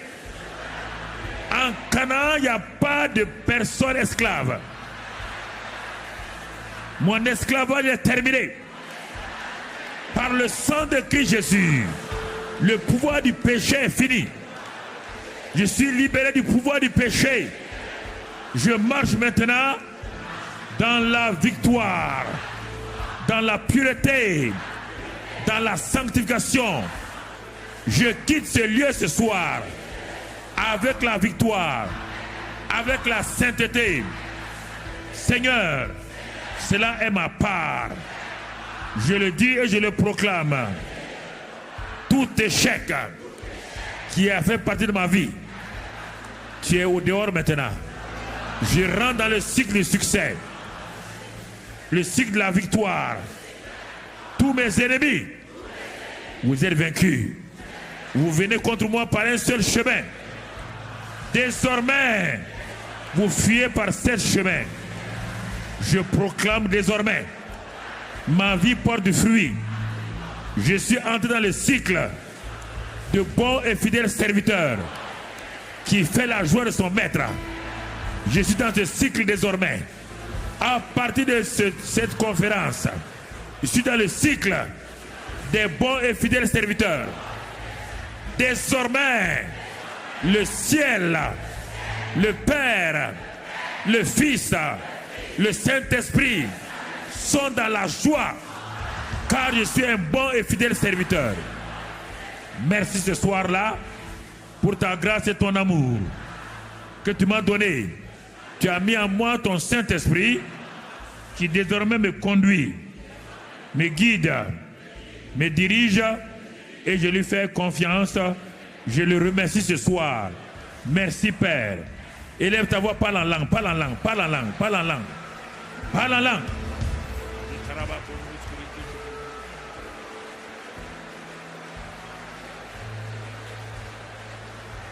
Est-ce que le groupe musical peut venir? Groupe musical.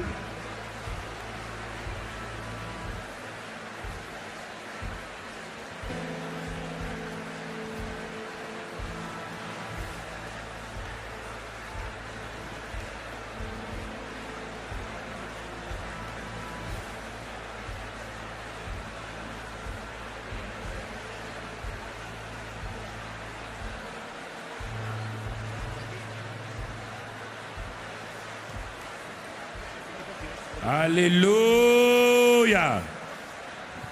Amen. Amen. Gloire à Dieu. Cela est accompli au nom de Jésus.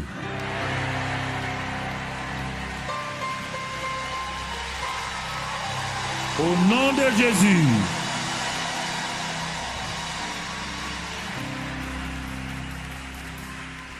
À la fin, quand le pasteur viendra, quand il va terminer, quand vous allez quitter cette salle-là, avant de revenir demain matin, déjà, tu verras les choses accomplies au nom de Jésus.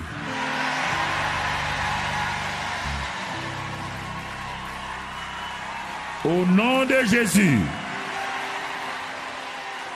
Dans le nom de Jésus. C'est terminé. Tu es sur tes deux jambes spirituelles désormais. Ce que Dieu dit, sa bouche fait quoi? Ce qu'il a dit, sa bouche là. Crois ça, mon frère, ma soeur. Crois ça, mon frère, ma soeur. Crois ça simplement.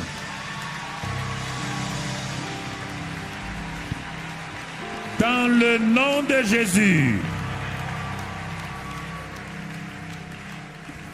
À la prochaine conférence, nous verrons les bébés miracles. À la prochaine conférence, nous verrons beaucoup de gens qui étaient au chômage venir nous dire qu'ils ont un travail merveilleux. À la prochaine conférence, tes luttes avec ton église sont terminées, ton église prospère. Dieu étend les limites de ton église au nom de Christ Jésus. À la prochaine conférence, mon frère, l'onction qui est sur toi sera doublée au nom de Christ Jésus. Tu verras les signes et les miracles t'accompagner au nom de Christ Jésus. À la prochaine conférence, tu viendras me présenter ton merveilleux mari au nom de Christ Jésus. Dans le nom de Christ Jésus. Amen. Dieu m'a... Ensemble. Dieu m'a tout donné. Encore.